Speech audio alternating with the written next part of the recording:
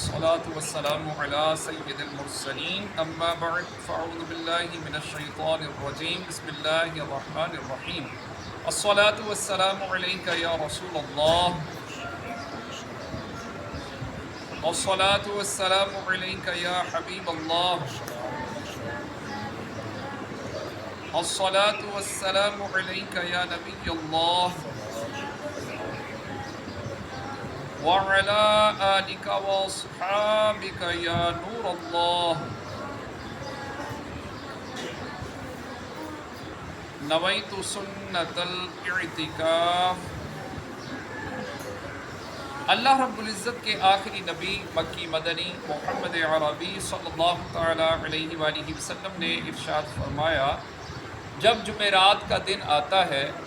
اللہ تعالی فرشتوں کو بھیجتا ہے جن کے پاس چاندی کے کاغذ اور سونے کے قلم ہوتے ہیں۔ وہ لکھتے ہیں کہ کون یوم جمعرات اور شب جمعہ مجھ پر کثرت سے درود پاک پڑھتا ہے۔ صلو علی الحبیب صلی اللہ تعالی علی محمد صلی اللہ علیہ وآلہ وسلم۔ 9واں سپارہ سورہ اعراف، اس کی آیت نمبر 201۔ اللہ رب العزت کا فرمان عالی شان ہے، ان الذین اتقوا اذا مسهم طائف من الشیطان تذکروا فاذا هم مبصرون۔ بے شک وہ جو ڈر والے ہیں جب انہیں کسی شیطانی خیال کی ٹھیس لگتی ہے ہوشیار ہو جاتے ہیں،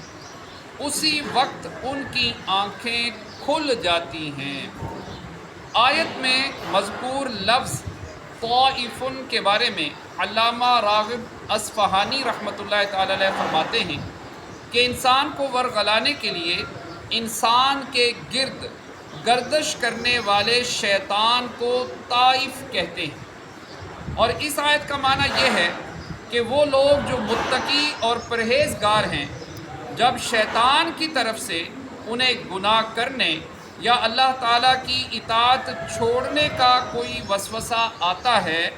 تو وہ اللہ تعالیٰ کی قدرت اور اس کے انعامات میں غور کرتے ہیں اور اس کے عذاب اور ثواب کو یاد کرتے ہیں،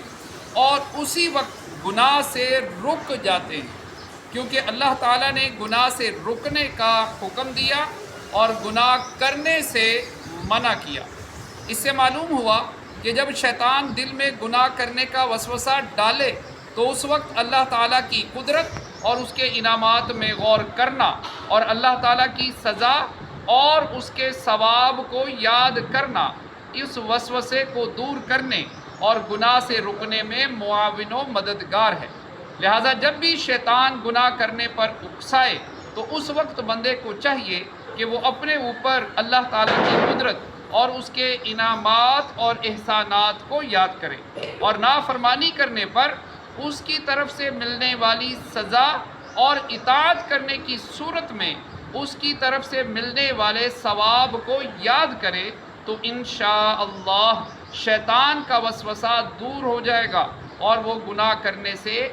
بچ جائے گا۔ اور اگر شامت نفس سے گناہ سرزد ہو جائے تو فوراً اللہ تعالیٰ کو یاد کر کے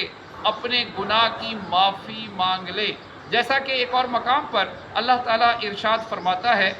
اور وہ لوگ کہ جب کسی بے حیائی کا ارتکاب کر لیں یا اپنی جانوں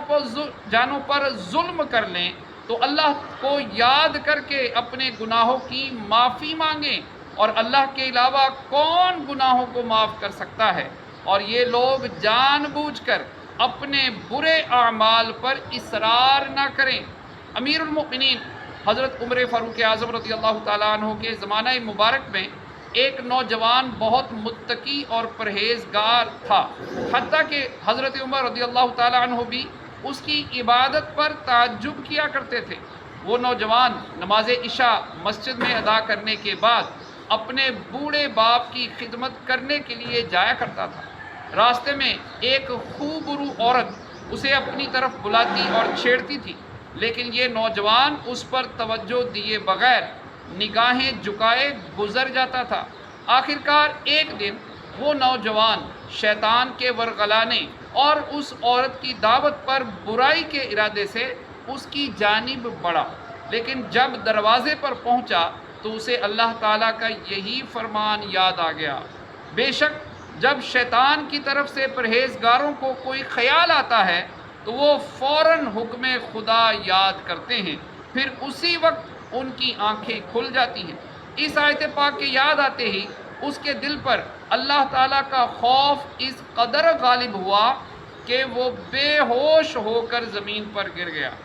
جب یہ بہت دیر تک گھر نہ پہنچا تو اس کا بوڑھا باپ اسے تلاش کرتے ہوئے وہاں پہنچا اور لوگوں کی مدد سے اسے اٹھوا کر گھر لے آیا۔ ہوش آنے پر باپ نے تمام واقعہ دریافت کیا۔ نوجوان نے پورا واقعہ بیان کر کے جب اس آیت پاک کا ذکر کیا تو ایک مرتبہ پھر